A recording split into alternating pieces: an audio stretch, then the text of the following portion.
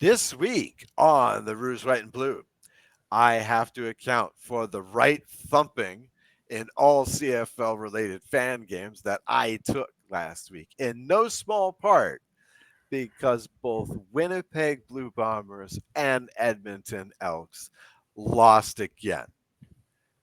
Let's just hope that Joe doesn't humiliate me too badly on this edition of the Rouge, White, and Blue CFL podcast.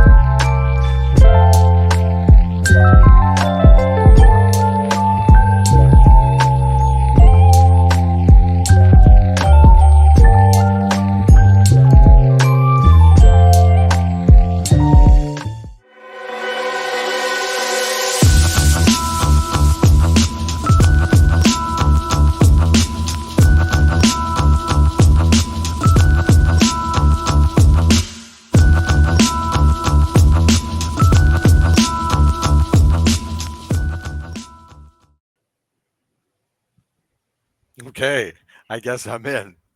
All right. Welcome to the Rouge, White, and Blue CFL podcast. My name's Oz Davis. And whoa, this was a crazy week in CFL football. So I'm just going to get right into it and introduce my host, Joe, my co-host, Joe Pritchard. Joe, how you doing this week? I went 4-0 in Pick'em. How'd you do? Wow. Okay. So I guess that answers my rhetorical question at the top of the show about how much abuse I was going to take this week. No, Well, that's it. again, I just wanted it on the record. again, I was 0 and 4. I was 0 and 4, losing 3 games on the last play of the game. So, be that as it may, I wanted to, I wanted to say that basically, it seems to me that we haven't had too much in the way of no lead is safe CFL football lately. However, this week we had a lot of the CFL goes down to the last play of the game this week. How engrossed were you in these tugs of war? So Well, it was hard because Thursday night was a late night, and then I work right. early in the morning. So Thursday night, I took a pass. I watched it bits and pieces over the next few days. Oh, So engrossing isn't really the word when you already know how it turns out. But Friday night was pretty cut and dry, wasn't it? Like the um, one bit of happiness you got out of the whole weekend, I'm sure. yeah, that was the one where you don't mind being wrong. you know, I've never been happier to be wrong. Actually, I should say that about last year's Grey Cup. Very happy to be wrong about my prediction in that one. Um, you know, Joe, I had this epiphany this week. Okay. And I promise that has nothing to do with my absolutely pitiful week in fantasy, my absolutely pitiful week in pick'em. I did not have an absolutely pitiful week in betting, but that was mostly because I took Edmonton plus the points was my major bet of the weekend. That'll So help. yeah, good for me. That's good. Good for me. Anyway, but no, I had this epiphany. Okay, here's the thing, and I used to make fun. I used to poke fun at this at people who would do something like Ryan Ballantyne, formerly of what is it? Go Stamps Go. Go Stamps Go podcast, which is not running currently, but he used to be the host of this. He also competes in the CFL Podcast Network, Daily Fantasy Football League, I guess you would call it. He competes in this as well. Every year, he publicly makes his prediction that the Calgary Stampeders will go 18-0. Every week he plays fantasy, he loads up his team with Calgary Stampeders and invariably loses. Not invariably. He doesn't always lose. But if you lose to the All Stamps team, you feel kind of humiliated, what one must say. Okay, so I used to make fun of this. But you know what? Especially in Pick'em, if you have a favorite team, you should pick them every week. And here's why. Here's why. Okay. The only possible satisfaction you might get is that you predicted it correctly and your team lost, right? That's the best you could do if your team loses, right? So you might as well go down with the ship, right? You should support your team. And here's the other argument.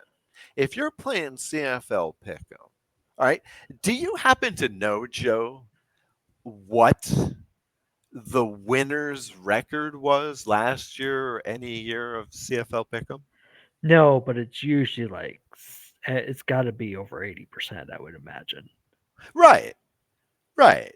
At best, you're probably going 3 out of 4, right? You're going to lose 20 games in an 81 game Pick'em season. Okay. So let's say you go 61-20. All right. You're not going to go undefeated, right? So why not pick your team every week, right? Not only does that take the guesswork out of, unless your team's on a bye, it takes the guesswork out of 25% of the games, right? And you can sort of base the rest of your picks on from that week on that assumption that in my case, the Alouettes are going to win every week. Now, if you take that pick, a lot of times I'm looking at my pick'em card and I think to myself, well, there's no way all 4 visiting teams can win, right? So I can change my bets based on that. Maybe I have to pick an upset. Maybe I win, right? So even strategically, it makes good sense to pick your own team every week and pick them. What do you think, Joe? Is that legit? Does that make sense? No, it really doesn't.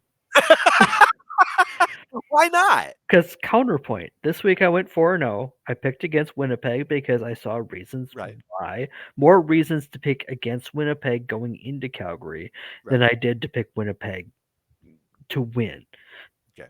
And I went 4-0 this week because I made that call instead of just going blindly and saying, okay, 3 games I'm going to make calls on, and that one just chalk. Mhm.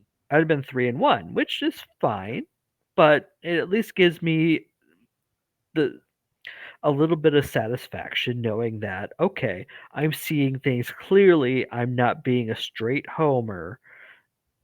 Like I obviously this season's been rough for Winnipeg, but I always, you know, I always try to keep myself from getting carried away with. And it's been especially hard the past couple of seasons because they've been really good for a really long time. It's hard. Been trying to make sure I'm seeing things um, clearly instead of through blue and gold glasses. It makes me feel good in the sense that, okay, I am seeing things the way they are as opposed to the way I want to see them. Okay. Okay.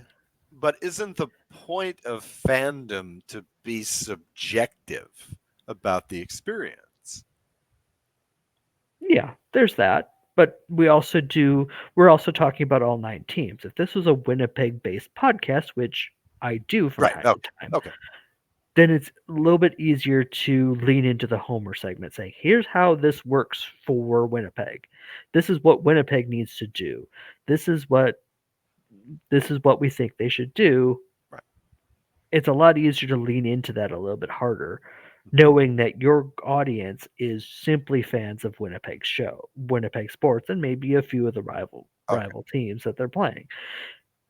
Whereas what I've been trying to do with this since the go is try to see things, try to present the way I see things about the league as a whole.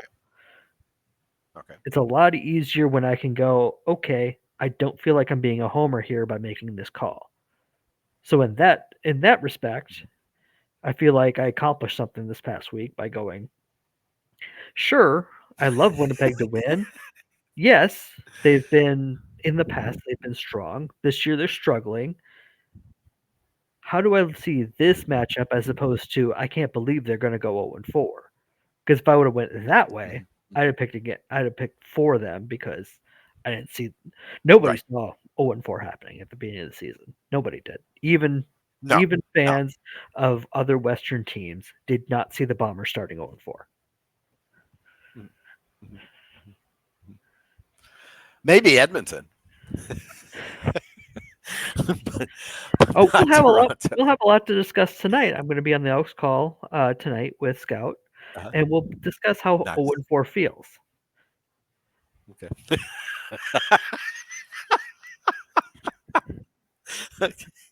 You can't compare some notes there. Yeah, see, it did occur to me that this theory only came to my mind because I'm backing the Alouettes this year. So, Right. And already I'd have I'm four sure wins. there have been some points in the past 2 or 3 seasons where I've made my pick'em decisions based off of that theory too, because it's a lot Mm, easier to go, okay, my team is really hot. I don't have a yeah, real reason to believe they're going to lose. They're going to lose. yeah, And I think that was even my theory for the past 2 or 3 years was I'm picking Winnipeg every week unless I see a real reason not to. sure. Yeah. I'm seeing a lot of real reasons not to right now. Okay. All right. We're going to get to those reasons in a moment here. Let's talk about this first one first. Okay. Last week's games. First game first. BC Lions 24, Edmonton Elks 21. Wow. Wow. Okay. This really set the tone for my pick'em slate, let's say, but really set the tone for this entire, you know, weekend of football. Oh, incidentally, happy belated Canada Day for all of our Canadian listeners. Wow. I really suck. I dropped the ball on that one last week. And I guess happy early 4th of July to our American listeners as well. Might as well get that one in there too. In any case, on the 4th of July, on the Canadian holiday weekend. Uh, BC Lions 24, Edmonton Elks 21 started things off. And wow. I mean, okay. So, in my view, I felt like the Elks did not outplay BC in this game. They certainly didn't statistically, right? They're losing all the telling statistical categories, stuff like total offense, turnovers generated, time of possession, penalties. Okay. They're losing in all these categories. All right. And truth be told, for most of the game, they're losing on the scoreboard as well. But geez, for a long time, it felt like karma was on their side.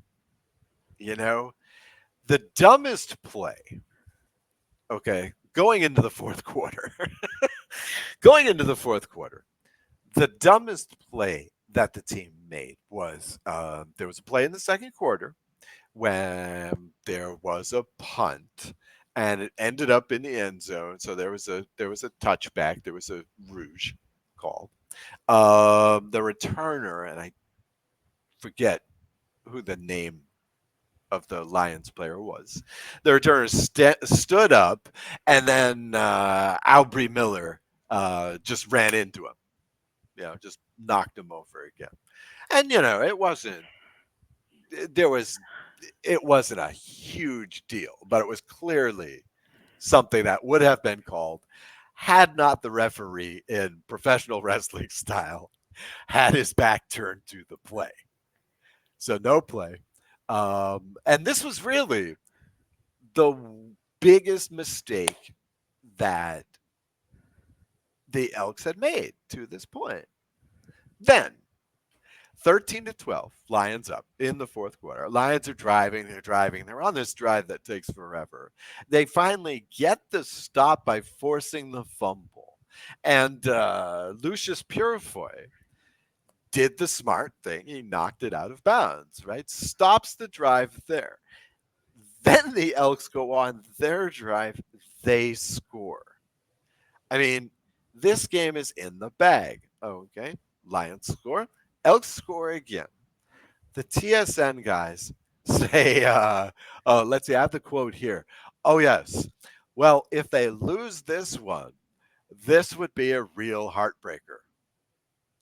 And all of a sudden, I was really glad I didn't have any money on the Elks money line in this game because, yeah, there it is. And basically, this final drive by the Lions came down to this more or less unintentional face mask penalty by Niles Morgan, defensive lineman. I'm sorry, linebacker. Uh, Niels Morgan, 15-yard penalty. Stand back gets another couple of runs, gets an 8-yarder, field goal, game over. Game over. I mean, when do you think this sort of tormented ending is going to stop happening to Edmonton? It's got to Is it happen Chris sometime. Jones? Is it Chris Jones? No, Is it? he can't make his player put his arm Okay. down 6 inches to avoid Okay. that. Okay. You can teach and teach and teach. You could shuffle players. You could bring in different players. Try to change the culture. Sometimes sometimes the culture sticks around. Ask the sketch from the past couple of years how all worked. Uh, And Edmonton's had the same struggles for years and years. yeah. It's the thing that's been striking me the most over the past 4 weeks is how close all of these teams are. Maybe with the exception of Montreal right now, they're running on all cylinders. Everybody else is kind of right about the same, even if the Mm, records don't say they are, because there've been so many close plays, games that are changed by one or two plays. Everybody's kind of in the mix. mm, Edmonton's got to figure out, and I don't know how you teach a team or change their ability to do this, where they have to win the critical play instead of lose the critical play. Because there's what, 140, 150 plays a game? And sometimes it comes down to one or two. And most of these games, this year's are finished in the are go down to the final 3 minutes. I mean, I don't know what to say. It mm, it's so mm, close, yet so far for both Edmonton and Winnipeg while we're at it. It's the same thing mm, where Edmonton hasn't had a history of making the big play at the end. Winnipeg has, and this year it's not happening. So I don't know if it's something that Winnipeg is going to resume doing soon or if Edmonton's going to start doing it, but when you're that close, it's got to drive you nuts. mm, mm. Yeah, when you're making the predictions at the beginning of the season for these teams and you're drawing up the standings board, you tend to gravitate towards that 500, right? Right. And I certainly did this season. Okay. Now, very easily, And a 14 lot and of these 4 teams and could be 4 and five. 14 happen because you lose Right, two or three or win two or three games that you shouldn't have. right, right, right, right, right. The Pythagorean expectation goes in your favor, Uh-huh. basically. So, so yeah, so, but I mean, you could easily have a lot of deadlock teams right now. You could have a lot of 2-2 teams right now. Instead, you've got three undefeated teams, and you've got what, three winless teams still. That's wacky. That's wacky. This whole table could very easily be 2-1, 1-2, and 2-2. Easily. We could have a Easily. car wreck by Labor Day with everybody at 5-4 or 4-5 Right. or Right. thereabouts. Right. We won't. Well, We won't. But the talent level in this league is a lot more equal than I feel like it's been for the past couple of years. well, especially in the West. And to be honest, okay, if I were under the gun right now to make my playoff bracket, I would be stumped. I would be stumped. About the only team that I can say probably won't make the playoffs is Hamilton. Hamilton. I mean, I was watching this Red Blacks game, and again, this is not, a super talented team, but it's a smart team. It's an efficient team. They don't make mistakes. They can make the playoffs. They can make the They feel like playoffs. Calgary from last year for me, where they're not Yeah, blowing anybody yeah, away, but they're yeah. also not giving it away. They're making the other team beat them. And so far, only one team has taken Right, them up on. right. Right. Yeah, yeah. It's wild. It's wild. The league appears to be very balanced right now, with teams like Ottawa and Calgary winning. It's like wow, very balanced league. You can't really write anybody off. You might want to write off Edmonton at this point because it's hard to imagine that whatever juju they have against them comes, goes away before the end of the season. In any case, okay, so the second game here is Montreal Alouettes 30, Toronto Argonauts 20. And again, this score feels a lot closer than it was. I don't really think this result was really in doubt. I never felt too threatened, to be honest. I didn't want to talk too much about this game. And here's why. It's because this happened last year with the Argonauts. This has happened with Winnipeg in the past. This has happened with the Stamps in the past. Maybe that half a year with BC, that half a year with Hamilton, where you just run out of superlatives. Okay, so I don't want to run out of superlatives with the Alouettes. Awesome game. Beverett, again, monster game. Really, I really hope this guy is still around at the end of the season when he's in contention for the defensive most outstanding defensive player award, because wow, it's a great game. Everybody was great, et cetera, et cetera, et cetera. I don't want to talk too much. So let's talk about what was apparently, judging by social media and even by the TSN halftime shows, what was the play of the week, which was Jashawn Antwi's open field kick in the third quarter, right? Okay. There was such a big deal made about this play. It wasn't a game changer. It was just a clever play to keep a drive alive that looked pretty hopeless. It was second and long.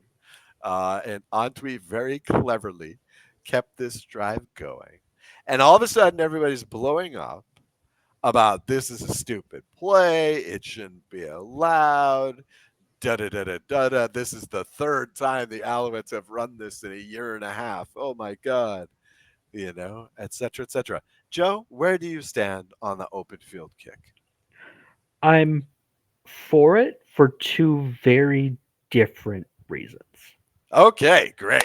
Nuanced take. I want to hear this. Okay. So, number one is it's a dramatic difference from the game they play in the States. Yes. I like the Yes. differences. Yes. Even if this one doesn't quite make a lot of sense, because you would think you would need to get the ball across the first down line to be able to consider it a first down. I could see that argument, I don't like eradicating the play at all, and I don't think that's on the table. The change that may be debated is moving it to the first down line. Uh, Yeah. Okay. but I like it because it's different. Because it shows up on highlight reels. It goes, "Hey, look at this. Look at the CFL. Look at this weird thing that happened." That's how you get eyes on your product is doing something different. Mhm. So that's number 1. Number 2 is it forces the defense to cover every player on the field as Right. opposed to dropping eight eight or nine defensive backs back 10 to 30 yards from the ball. You know Montreal's going to run this. You know Antwi is the guy that is going to Right. do that. So Right. put a guy on him that's one less guy, that's one less defender that can sit in a deep zone, and it opens up the passing lanes so that you have a chance at these second and 20s Right. to go for first downs, even if you decided to put your linebacker as a spy on Antwi, which is exactly what you should do in this situation. Like we know Montreal runs this play. Why are teams dropping 9 back when Right. they know Montreal's doing this? Right. Stop it. You at this point you know what it is. You had the off season where you had a chance to rectify the rule if you wanted to. You didn't live with the rule as it is or change it the next off season. But this year, when you see Montreal out there on second and long and you see that they substituted Antwi in, guess Right. what? Change your defense, put a guy on him, make sure he can't execute that play. Right. It takes one guy out of the deep zone, still got a pretty good chance of shutting a second long pass down, even with one fewer defender Right. back there. But it gives Montreal a chance to make that play. Right. I mean, this is a guy who appeared in 14 games on the offense last year and got about 30 carries. Okay. If he's out there, there's probably a reason, you know? So, but that was the thing. That was the thing that I noted, Joe, because as soon as it happened, I knew people were going to flip out about this because I knew it was a first down. Okay. Mhm. But he did that. He does the open field kick. And okay, Antwi's from Calgary.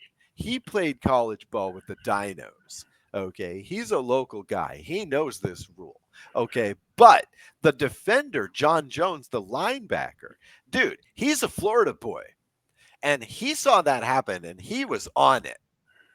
Antwi got like no yards on that play. He got maybe a yard on that play because Jones was all over it. But I it's don't not think that's any. not the point though. That the point of the play is to reset the downs. If you Well, get yeah, of getting course. more, great. Of course. But what I'm saying is that I don't hear anybody complaining. I don't hear anybody in the CFL complaining about this play. I just hear, the folks on TV and the folks on the social media complaining about this play. And it And was you hear the interesting. people and you hear the people saying, "Hey, nobody's going to take us seriously with silly rules like this."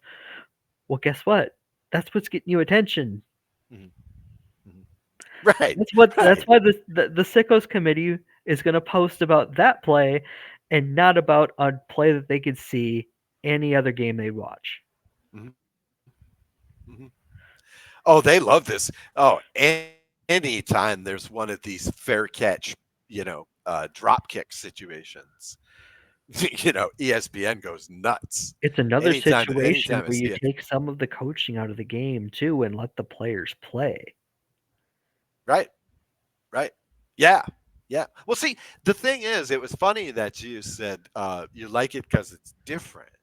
One of the things that I say love about this play is that it's actually very similar to rugby, to Aussie rules football, to Gaelic football. This play exists, right? There are very similar plays to this in those games, especially Aussie rules, if I recall correctly. They have a very similar play to this, which is a completely legitimate play, and it happens all the time. And see, that's what I like about it. This is one of those things in Canadian football, along with stuff like the Rouge and, the fair catch re-kick. These rules, these harken back to a much older time in football history. It's before, there were clear designation, there were clear discernments between rugby and American football and Scottish football. You know, it's just really an interesting play, and I was shocked. I was shocked at how many people took the opportunity to complain about it. Me, especially as an Alouettes fan, loved it. Smart play, nice play. Way to go, Jashon Antwi. You should have gotten 5 or 10 more fantasy points for pulling off that play. You should have. It was a really great play. All right. So going on, the moment in another high point in Joe's CFL Pick'em week, but not necessarily in his fandom week. Calgary Stampeders 22, Winnipeg Blue Bombers 19. Um, okay. Kind of a patchwork offense, Joe.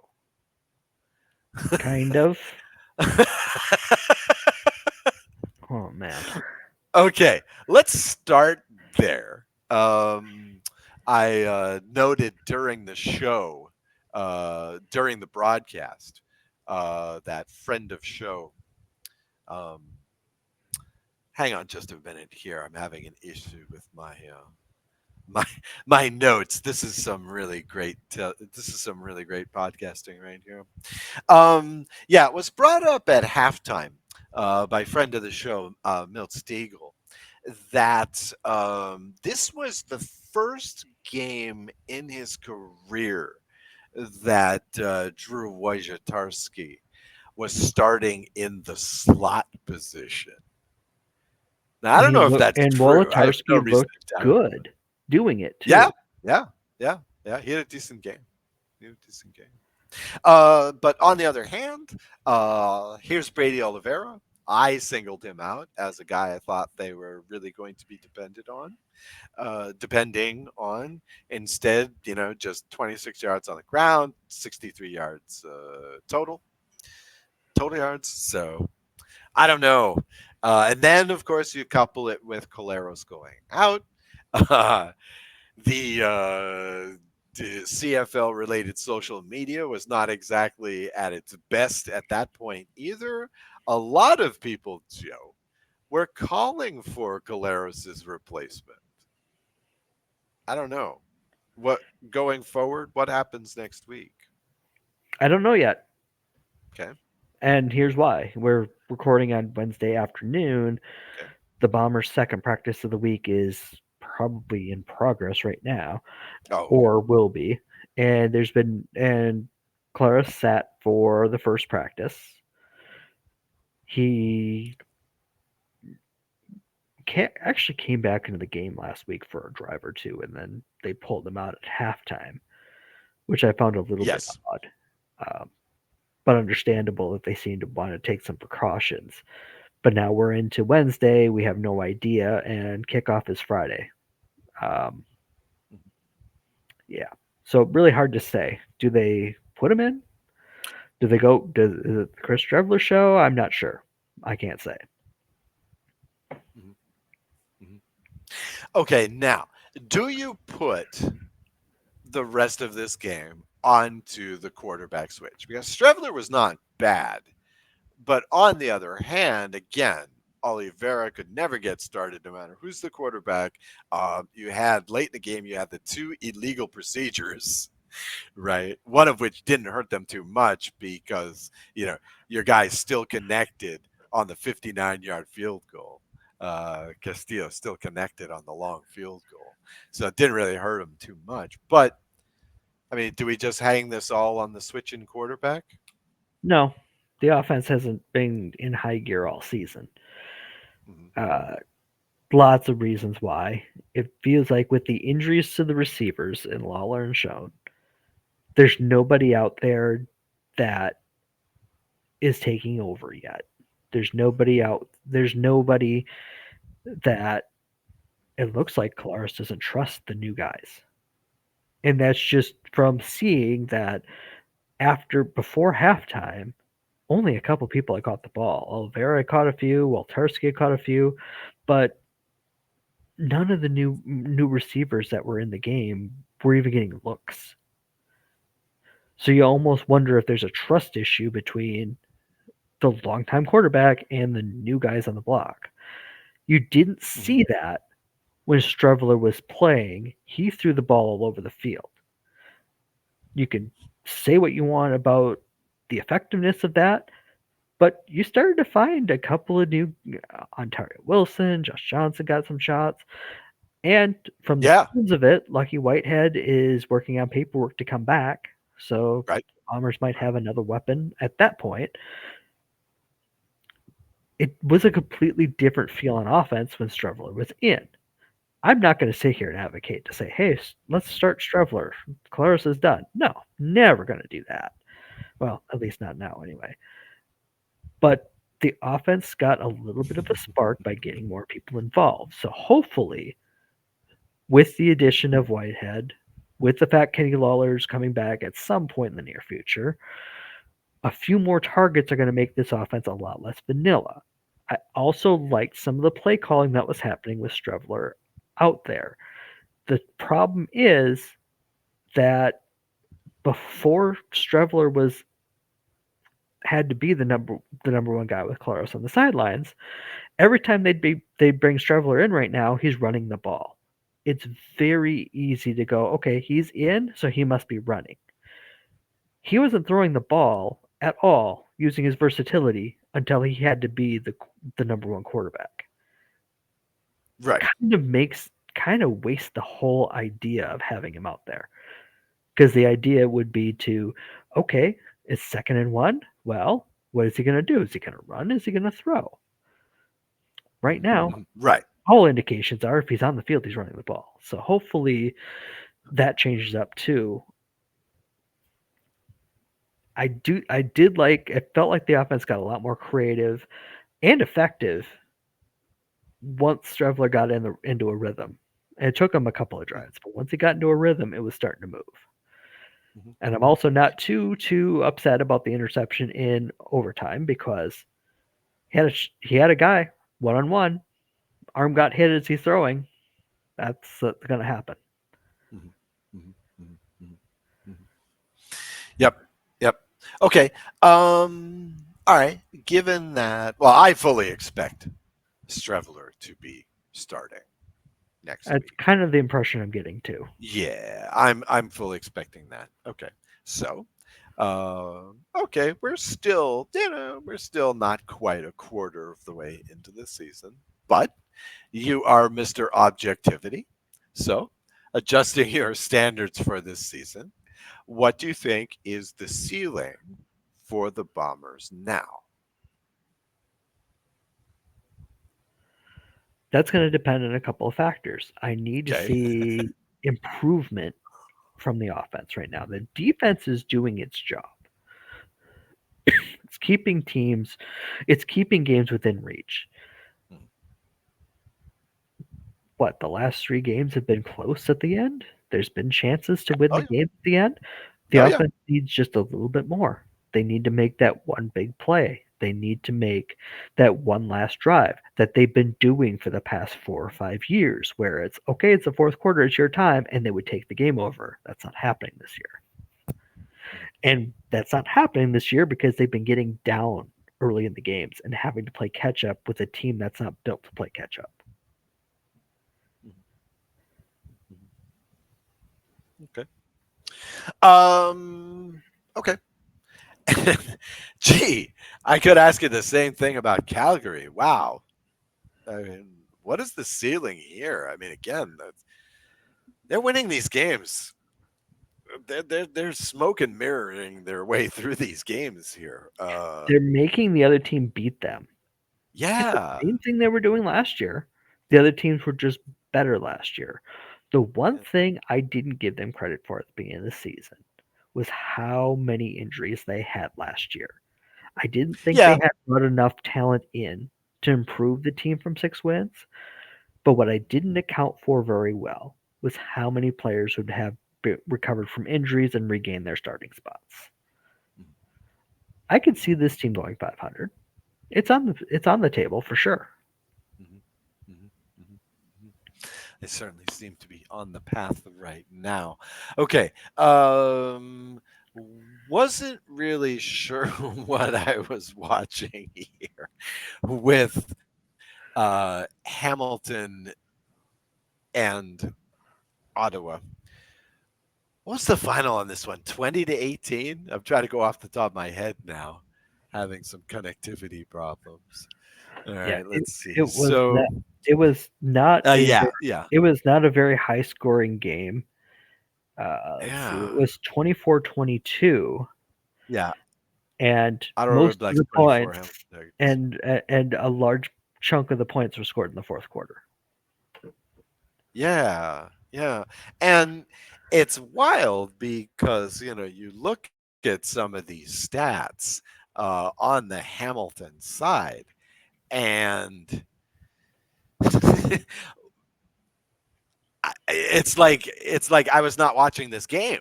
I mean, Bo Levi Mitchell was 30 of 45 for 322 yards and two touchdowns because Ottawa just can't seem to buy a turnover this season. So no picks there. Also, monster game by Tim White, right? Obviously, this was the week that I'd given up on him in fantasy, right? So he goes, what is this? Only 8 receptions. 12 targets, 8 receptions for 118 yards and a touchdown. And then you also had Steve Dunbar, 4 receptions for 90 yards on top of that. But wow, passing for this many yards and only scoring 22 points. Um, by the same token, Ottawa defense was up to its usual tricks. They did get two fumble recoveries, and they did have, I believe, two tackles for a loss, but no sacks, no interceptions, not hurrying the quarterback here at all. Drew Brown is getting plenty of time to work. Is, I guess, very low watt offense. Neither of these teams is really putting points on the board, but Ottawa maintained their cool, had the game winning drive, won the ball game. Hamilton And handed them field position with a squib kick instead of just yep, kicking it deep and saying stop Deadman once and you win the game. yep. I'm not I'm not sure why they got cute like that. I'm not sure why they They haven't been in a position to win a game for a while. That's why. okay. Okay. Fair enough. Fair enough. I would take that. Um is there hope in Hamilton? I mean, here they are with all this offense apparently. They are capable of putting up some gaudy statistics. Is this team capable of going somewhere? Where? The cellar? Okay. All right. So you're already penning them out of the playoffs for this season. I would say that's the one I feel most secure about. As Yeah, I saying, yeah, they're probably not making it. yeah, yeah, yeah. Okay. Let's go on to next week's games here. I should give a plug to our sponsor, which is royalretros.com. I'm sure I can do this off the top of my head at this point. Royalretros.com is a specialty store specializing in retro paraphernalia such as jerseys, t shirts, hoodies, and much more. I won't get into all the details. Jackets is a good one. Caps, of course. Some other stuff, right? Uh, Mostly focusing on a particular favorite of mine and Joe's. I think I can say that for Joe. The defunct teams and the defunct leagues. Leagues like the ABA in basketball, the WHA in hockey, the WFL, the World Football League. Yeah. In professional football. And more like this.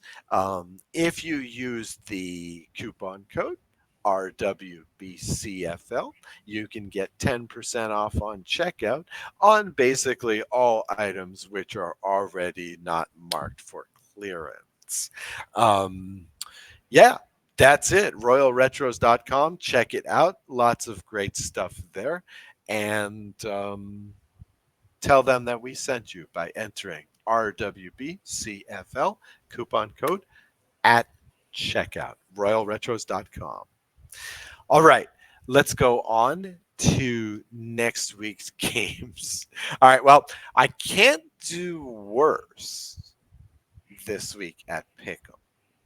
So I can't say that I'll do better, but I'm hoping to improve on my awesome 0-4 last week. Okay. Usually, clever folks like Joe and I, other people who do podcasts, and occasionally talk about the lines, the point spreads on these things, talk about such and such a team versus the bye. Well, I'm here to tell you that perhaps the Saskatchewan Roughriders became the first team to lose to the bye this season, finding out that their quarterback, Trevor Harris, who, by the way, who Trevor Harris is, he'll be on the 6-day injured list. So he won't be starting at quarterback. Wanted to do this tangent, wanted to talk about the move in Ryderville first off, but wanted to do this tangent here. Trevor Harris is second all time in accuracy, quarterback accuracy. Okay. Who is number three? Do you know this? I don't off the top of my head. Okay. Of course, during the Toronto Montreal game, they made a very big deal about, also, friend of show, Ricky Ray, who had, I guess, he entered maybe I want to say the Argos Hall of Fame or the Toronto Hall of Fame, Sports Hall of Fame, something like this. Ricky Ray is third all time. Number one all time, Joe. Number one all time. Accuracy quarterback rating. Are you ready for this? Go ahead. Cody Fajardo. Number one all time. Again, I didn't want to give too many superlatives about these Montreal Alouettes, but Cody is the man. I love it. I can't believe we have a quarterback like this again in Montreal. It's And fantastic. Rider fans just died a little inside. Well, who knew? Who knew? How could you tell? Right? How could you know based on the Saskatchewan experience of those 6-12 seasons? Okay, so the news came out that Trevor Harris won't be playing for the next 6 weeks. I guess that's 5 games for the Riders at least. Um, the Canadian Football Countdown, who infuriatingly is dominating the CFL podcast league in fantasy this year, they posted a tweet about this, about the quarterback situation, and it asked the question: if you were the Riders GM, you would, okay, A, let Shea Patterson cook, B, bring back Mason Fine, C, make a trade, or D, other. Joe, where would you land on this? I think you have to give Patterson a look. Okay. You don't. They seem to like him. He beat out Fine in the preseason. Fine has had a chance to establish himself and really didn't. So bringing him back wouldn't send the right message, I don't think. You can always make calls, but who else is out there? Who's got two quarterbacks of quality? As some teams don't even have one. And you could look down south, see if you could find somebody. Yeah, but they're probably not going to be able to be a plug and play either. So really, I think your Right. best option is see what you got. How'd you do on Shea Patterson? You're going to find out. Mhm, mhm. Shea Patterson, number one overall pick, former number one overall pick in the USFL, uh, if you can believe it. Okay, so all right, yeah, something like 63% of the people who answered the poll did in fact go with Shea Patterson. Um, Joe, Trey Ford. Why would Edmonton trade him? Here's why Edmonton doesn't trade him is because McLeod Bethel Thompson's not getting any Yeah, younger, yeah, yeah, yeah, yeah. and And we've been there's over and I've been over and over this season on why I thought it was a smart move for Edmonton to bring in McLeod Bethel Thompson, give Trey Ford just a little bit more time to develop. hmm He's going to be your okay, guy next year or the year after, at the very least. okay, all right. The in response, I guess the Riders did sign Eric Barriere, who he was in the Bombers training camp this past season after spending a couple of years in the USFL. Prior to that, he had been at University of Eastern Washington. So he's The also on the cradle of CFL quarterbacks, by the way. yeah, how about it? Right up there with North Dakota. um, okay, so but the starter for this game, for this game, let's say, will most likely be Patterson. Now, in his career, this is over 3 seasons, over 4 years, 29 carries, 16 pass attempts since 2021. And actually, he started in Montreal for that season, for the 2021 season, that shortened season. He was the third down quarterback, scored a couple of touchdowns with the Alouettes that year.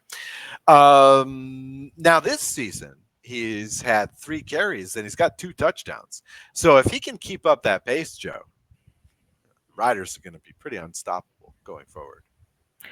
That one feels kind of unsustainable to me. A little bit. A little bit. Okay. So here they are. Here's Saskatchewan. Here's Shea Patterson facing up against Toronto. Toronto are 3.5 point underdogs in Regina. What do you think, Joe? I'm not taking I'm not taking the Riders when with on their first game with a fresh quarterback like that. I just don't Okay. feel right about it, Okay. especially with Sean Bain being out. Unfortunately for at least this week, don't really know what's happening out there, but he's not around, so no Sean Bain Okay. either. So they're dealing with a few people out that weren't expected to be. Just no, no, not with Toronto playing the way they are. Yes, Yes. Toronto got beat by Montreal, but Montreal's hot right now. Yep. Montreal's going to steamroll anybody they face in the next couple weeks, I'm sure. But Feels like it. yeah, but Feels like Toronto's besides that game, Toronto's played really well so far. I feel like Cameron Dukes it would rise to the occasion. I don't think he's scared about going into enemy territory. He's already shown he can lead the charge. I'm taking Toronto. I don't think a lot of people are, but I'm feeling right about it. Really? Okay. I do. I would take Toronto. I would take Toronto minus these points. I do tend to shy away from the new quarterback. Again, I don't like the lack of game film in a CFL situation on Patterson. Um, I don't like the possibilities of this. On the other hand, you can't let that rule your life. And I do think that Toronto is kind this season to opposing quarterbacks. They're giving up a lot of points on the defense, but I'm not sure that Patterson, who most of whose career in the CFL has been about running the ball, is ready to, really score 30 points in this game. So don't think that's going to happen. All right. So, game after that, I believe, is yes, it is. The game after that is Ottawa Redblacks, who are. I'm not sure which part of this is more shocking. The Ottawa Redblacks are 2.5 point underdogs at Winnipeg. Okay, so here we have a 2-1 team going against an 0-4 team and being the underdogs. Um, Joe, no surprise. Like Winnipeg, I am 0-4 picking Winnipeg in Pick'em. So I'm going to pick them again. They're Okay. going to win. They've got to win, right? They've got to win. Well, their backs are against the wall. It's now or never.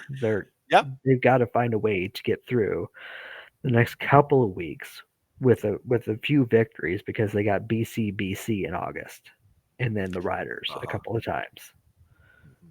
Actually, like BC and the Riders after Ottawa and Calgary are basically going to be who the Bombers face until September. So, like, you don't have a lot more time to get it right. Mhm.